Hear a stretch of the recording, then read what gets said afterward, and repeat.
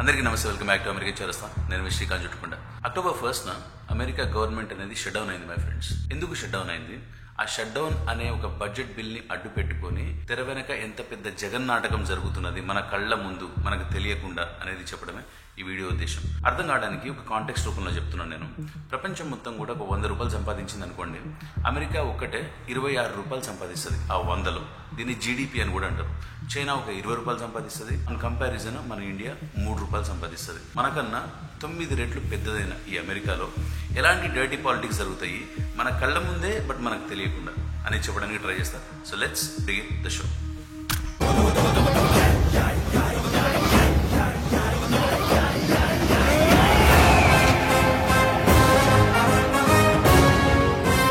Let's start with ఎందుకు shut down అయింది. Very simplistic టర్మ్స్లో చెప్పాలంటే, ఒక స్ట్రిక్ట్ ఇల్లు, దానిలో ఒక స్ట్రాంగ్ ఫాదర్, నేను దగ్గను అనే ఒక మామ్, వీళ్ళిద్దరికి ఒక 5 పిల్లలు, ఒక 2 దత్త తెచ్చుకున్న పిల్లలు, 7 పిల్లలు అనుకుందాం. ఈ ఇంటికి ఖర్చు పెట్టడానికి గాను ఈ నెలకి 100 రూపాయలు మాత్రమే ఉన్నాయి. అది మన శాలరీస్ ద్వారా వచ్చినవి. ఈ 100 రూపాయల్లో ఇట్లా ఖర్చు పెడదాం అనుకుంటున్నా అని చెప్పేసి నాన్న ఒక ప్రపోజల్ పెడతాడు. ఒక 50 రూపాయలేమో ట్రావెల్కి పోదాము, ఒక 50 రూపాయలేమో ఇంట్లో ఖర్చు పెడదాము అని చెప్పేసి జస్ట్ ఎగ్జాంపుల్గా చెప్తున్నా. మామీ ఏమో లేదు ట్రావెల్కి ఎట్లా పెడతాము, ఇన్వెస్ట్ చేద్దాము 50 రూపాయలు, ఇంకొక 50 రూపాయలు మన ఖర్చులకు వాడుకుందాం అంటారు. వీళ్ళిద్దరికి క్లాష్ అవుతుంది. ఇద్దరు ఆ సీట్లలోంచి లేచి వెళ్ళిపోతారు. దీనివల్ల ఏం జరుగుతుంది? పిల్లలకి ఫుడ్ దొరుకుతుంది, బెడ్ దొరుకుతుంది, ఎసెన్షియల్ సర్వీసెస్ దొరుకుతాయి. కానీ స్కూల్కి పోవడానికి కానీ, వాళ్ళ బయట పోయి ఫ్రెండ్స్ని కలవడానికి కానీ, వాళ్ళ రీక్రియేషనల్ యాక్టివిటీస్కి కానీ, వాళ్ళు బతకడానికి ఎటువంటి మనీ అనేది వాళ్ళ దగ్గర ఉండదు, బడ్జెట్ అప్రూవ్ అయ్యేంత వరకు. ఇప్పుడు ఏం జరుగుతుంది?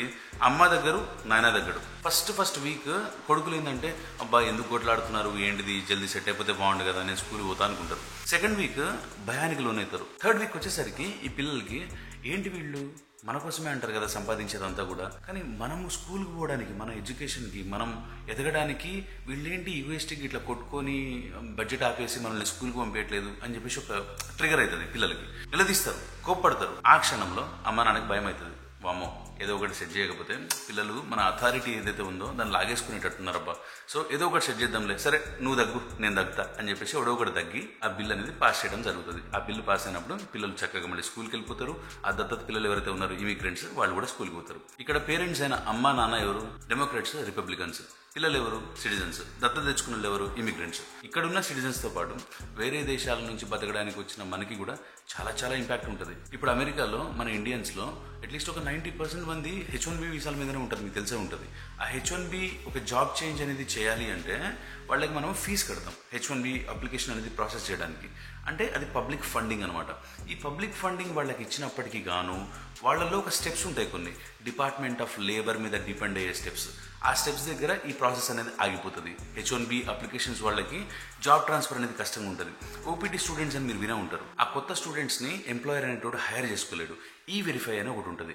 ఈ వెరిఫైలో ఎంప్లాయర్ని రిజిస్టర్ చేయాలి. ఆ సర్వీస్ కూడా ఇప్పుడు డౌన్ ఉంటుంది. 7 లక్షల మంది గవర్నమెంట్ ఎంప్లాయీస్ ని వర్క్ నుంచి తీసేసినారు. 7 లక్షల మంది. వాళ్ళందరూ కూడా లాస్ట్ 13 రోజుల నుంచి వర్క్ లేదు, పైసలు లేవు. వాళ్ళ ఇంట్లో ఆలోచించండి, మనం కూడా ఇప్పుడు వీ హ్యావ్ ఫ్యామిలీస్ రైట్. మనకు ఒక పేచెక్ ఆగిపోతే ఎంత కష్టంగా ఉంటుంది. అట్లాంటిది 7 లక్షల మంది అమెరికన్స్ ఈరోజు పేచెక్ లేకుండా బాధపడుతున్నారు. మీరు ఎయిర్పోర్ట్కి వెళ్తారు కదా, ఎయిర్పోర్ట్కి వెళ్ళినప్పుడు సెక్యూరిటీ చెక్ ఉంటుంది, TSA చెక్ అంటారు కదా. అట్లాంటి వాళ్ళు కూడా ఫెడరల్ ఎంప్లాయీస్ కిందే వస్తారు. వాళ్ళు ఇప్పుడు పైసలు లేకుండా పనిచేస్తున్నారు, కానీ ఒక 20 రోజులు 30 రోజుల తర్వాత మొరాల్ దెబ్బతింటుంది అనమాట. ఏంటి అసలు నేను ఎందుకు పనిచేస్తున్నా, ఎవరి కోసం పనిచేస్తున్నా, ఇలాంటి కేయాటిక్ వరల్డ్ అనేది ఉంటుంది ఒక షట్ డౌన్ వల్ల. ఇవన్నీ కూడా బాయిలింగ్ పాయింట్కి వచ్చేసి ఎప్పుడైతే ఇక్కడున్న పౌరులకి నీ అమ్మ ఏంద్రా నీ అమ్మ అని చెప్పేసి అది వస్తుంది కదా, అది వచ్చినప్పుడు మాత్రమే వాళ్ళకి భయం అవుతుంది. అమ్మో సిటిజన్స్ లేస్తున్నారు, ఇంకా గవర్నమెంట్ అనేది మళ్ళీ రీస్టార్ట్ చేయాలని చెప్పేసి భయంతో అప్పుడు మళ్ళీ రీస్టార్ట్ చేయడం అనేది జరుగుతుంది. అంతగానం ఇబ్బంది పెట్టేది ఏముంది ఈ బిల్లులో అంటే, ఒబామా గారు తను ప్రెసిడెన్సీగా ఉన్నప్పుడు ఒక హెల్త్ కేర్ యాక్ట్ తీసుకొచ్చిండు మై ఫ్రెండ్స్. దాన్ని అఫోర్డబుల్ కేర్ యాక్ట్ అంటారు, ACA. ఆ యాక్ట్ త్రూ ఎవరైతే లో ఇన్కమ్ ఫ్యామిలీస్ ఉంటారో, తక్కువ శాలరీ వచ్చేటోళ్ళకు ఉంటారో, వాళ్ళకి మనము హెల్త్ ఇన్సూరెన్స్ అనేది గవర్నమెంట్ తరఫు నుంచి కొంచెం హెల్ప్ చేద్దాం. ఒక 100 రూపాయలు ఉందనుకోండి, ఒక 60-70 మనం కట్టేద్దాం, ఒక 30 రూపాయలు మాత్రం మీరు కట్టుకోండి అని చెప్పేసి చెప్తాం. అట్లా 20 మిలియన్ల అమెరికా అంటే 20 లక్షల మంది అమెరికన్స్కి ఆ హెల్త్ ఇన్సూరెన్స్ ప్రోగ్రాంలో పెట్టిండు. దాన్ని ఒబామా కేర్ అని కూడా అంటారు. ఆ ఒబామా కేర్ని తీసేద్దామని ఫస్ట్ ప్రెసిడెన్సీలో కూడా ట్రై చేసిండు ట్రంప్. ఈ ప్రెసిడెన్సీలో కూడా అంటే పీస్ బై పీస్. ఇప్పుడు ఏం చేసిండంటే ఈ బిల్లులో ఎవరికైతే ఈ డిసెంబర్కి రెన్యువల్స్ ఉంటాయి, హెల్త్ ఇన్సూరెన్స్ రెన్యువల్స్, వాళ్ళందరికీ కూడా రెన్యువల్స్కి గవర్నమెంట్ తరఫు నుంచి కట్టాల్సిన పైసలు ఏవైతే ఉన్నాయో ఆ పైసల్ని బడ్జెట్ నుంచి తీసేసిండు. సో లిటరల్లీ ఏంటి, వాళ్ళందరికీ 20 మిలియన్ అమెరికన్స్కి హెల్త్ ఇన్సూరెన్స్ అనేది డబుల్ అయిపోతుంది. వాళ్ళు ఒక 500 కట్టేటోళ్ళు ఉన్నారనుకోండి, వాళ్ళకి 1000 అయిపోతుంది. 1000 కట్టేటోళ్ళకి 2000 అయిపోతుంది. అదేంటిది, one of the prestigious bill under Democrats అన్నట్టు. వాళ్ళే ఆ బిల్ ని ప్రపోజ్ చేసి దాన్ని ప్రచురణలోకి తీసుకొచ్చి చాలా మంది అమెరికన్స్ కి హెల్త్ ఇన్సూరెన్స్ ద్వారా హెల్ప్ చేస్తున్నారు. అలాంటి బిల్ కి గండి కొడుతున్నారు మీరు, అలాంటి బిల్ కి మీరు పైసలు ఇస్తలేరు అనే ఉద్దేశంతో డెమోక్రట్స్ ఏం చేసినారంటే, మేము ఒప్పుకోంబై, ఈ బిల్ ఒప్పుకోవాలంటే 60 ఓట్లు కావాలి మై ఫ్రెండ్స్. వీళ్ళ దగ్గర 55 ఉన్నాయి. ఎవరి దగ్గర? రిపబ్లికన్స్ దగ్గర, ట్రంప్ వాళ్ళ దగ్గర. ఆపోజిట్ సైడ్ డెమోక్రాట్స్ దగ్గర 45 ఓట్లు ఉన్నాయి. వీళ్ళ దగ్గర నుంచి ఇంకొక 5 ఓట్లు ఇటు వచ్చినాయి అనుకోండి, వీళ్ళు పెట్టే బిల్ అనేది అప్రూవ్ అవుతుంది. ఇది అఫీషియల్ స్టోరీ. ఇప్పుడు నేను ఒక మాట చెప్తాను మీకు. పాలిటిక్స్ అంటేనే పాలిటీషియన్స్ ఒక 10 స్టెప్స్ ముందు ఆలోచిస్తారు. మీకు తెలుసో లేదో, వాళ్ళకి అన్నీ కూడా కనసైగల్లో తెలుస్తుంటాయి. మనము పాలిటిక్స్ అంటే ఏంటండి, వాళ్ళు లీడర్స్ అంటే ఒక బంచ్, వాళ్ళ వెనకాల నించొని ఉంటారు. ఏ దారిలోకి పోవాలి అనేది వాళ్ళు నిర్దేశిస్తుంటారు. అంటే మనకన్నా ముందు వాళ్ళు చూస్తారు అని చెప్పేసి, మనల్ని రాంగ్ వేలో నడిపించాలన్నా, అక్కడక్కడ తిప్పాలన్నా సరే, ముందుకు తీసుకుపోవాలన్నా సరే వాళ్ళ వల్ల పాసిబిలిటీ ఉంటుంది. అట్లాంటి పొలిటీషియన్స్, ఒక 10 స్టెప్స్ ముందు ఆలోచించే పొలిటీషియన్స్ ట్రంప్ ఈ షట్ డౌన్ ని ప్రిడిక్ట్ చేయలేదంటారా? అతని ముందు ప్రెసిడెన్సీలో కూడా 2 సార్లు ఇలా గవర్నమెంట్ షట్ డౌన్ అయింది. ఒకసారి అయితే 35 days లాంగెస్ట్ షట్ డౌన్ అయింది. సో ఆయనకి ఎక్స్పీరియన్స్ ఉంది, ఇలాంటి షట్ డౌన్లు అనేవి ఎట్లయితేవి ఏంటిది అనేది తనకు ఒక ఐడియా ఉంది. అట్లాంటప్పుడు ఈ షట్ డౌన్ ని, ఈ పర్టికులర్ షట్ డౌన్ ని అతను యాంటిసిపేట్ చేసి ఉంటాడు, డెఫినెట్ గా చేసి ఉంటాడు. నాకు దొరికిన మెటీరియల్ అంతా చదివిన తర్వాత నాకు అర్థమైన ఒక బెంబేలు ఎత్తిపోయే స్టోరీ మీకు చెప్తాను. సెప్టెంబర్ 28 రోజున ఆరిజోనా అనే ఒక స్టేట్ ఉంటుంది యుఎస్లో. ఆ స్టేట్లో ఒక డెమోక్రాట్ క్యాండిడేట్ గెలిచినారు. ఆ డెమోక్రాట్ క్యాండిడేట్ తను గెలిచిన తర్వాత తన ఫస్ట్ సైన్ ఎక్కడ చేస్తా అన్నది అని మీరు అనుకుంటున్నారు. అది తెలుసుకోవాలంటే మీకు ఒక చిన్న స్టోరీ చెప్పాలి. ఇక్కడ జెఫ్రీ ఎప్స్టైన్ అని చెప్పేసి ఒక సెక్స్ ట్రాఫికింగ్ క్రిమినల్ అనుకోండి, చిల్డ్రన్ తోని నానా క్రైమ్స్ చేసేసి one of the worst person to ever exist on this planet earth. అలాంటి మనిషి చాలా సార్లు అరెస్ట్ అయ్యి లాస్ట్ అరెస్ట్ మాత్రం 2019లో అయింది. అయిన తర్వాత తనని న్యూయార్క్ తీసుకుపోయి ఒక జైల్లో పెట్టారు. ఆ జైల్లో తను సూసైడ్ చేసుకున్నాడు. అది ఎవరి ప్రెసిడెన్సీ అని చెప్పేసి మాత్రం నన్ను అడగకండి. ఇది ఎందుకు చెప్తున్నా అంటే, ఈ కాంటెక్స్ట్ ఈ ఎప్స్టీన్కి సంబంధించిన, అతను చేసిన క్రిమినల్కి సంబంధించిన, అతని క్రిమినల్ హిస్టరీకి సంబంధించిన ఫోటోలు, వీడియోలు, ఆ ఫ్లైట్ ఏడేడ తిరిగింది, ఆయన ఫ్లైట్ ఎవరింటికి పోయింది, ఏ కంట్రీకి పోయింది, ఏ పాయింట్ ఆఫ్ జీపీఎస్కి పోయింది, ఆ ఫ్లైట్ లాగ్స్ ఇవన్నీ కూడా బయట పెట్టాలి అని చెప్పేసి కాంగ్రెస్లో ఒక బిల్ పెట్టిండు ఒక ఆయన.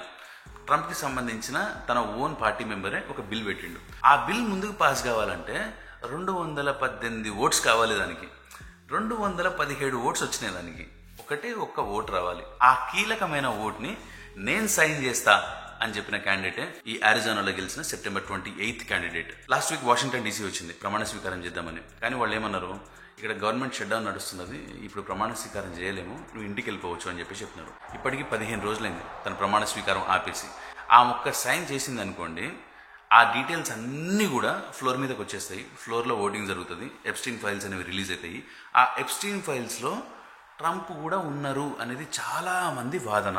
అది కాపాడుకోవడానికే ఈ గవర్నమెంట్ షట్ డౌన్ అనేది ప్రొలాంగ్ చేసి దానికోసం టైం ఏదో ఒకటి చేయొచ్చు, ఏదో ఒకటి సైడ్ చేయొచ్చు, ఏదో ఒకటి లూప్ హోల్ పట్టకపోతారా అనేది. ఇన్ని పాలిటిక్స్లో ఇన్ని చూసిన వాళ్ళు ఏదో ఒకటి చేస్తారు. వాళ్ళు టైం బై చేస్తున్నారు లిటరలీ. వాళ్ళు ultimately will find a right time to reopen the government. ఈ రిపబ్లికన్స్ కి తెలుసు ఇది ఎట్లనా ఆపలేము. ఆమె గెలిచింది, 40 పాయింట్ల లీడ్ తో గెలిచింది.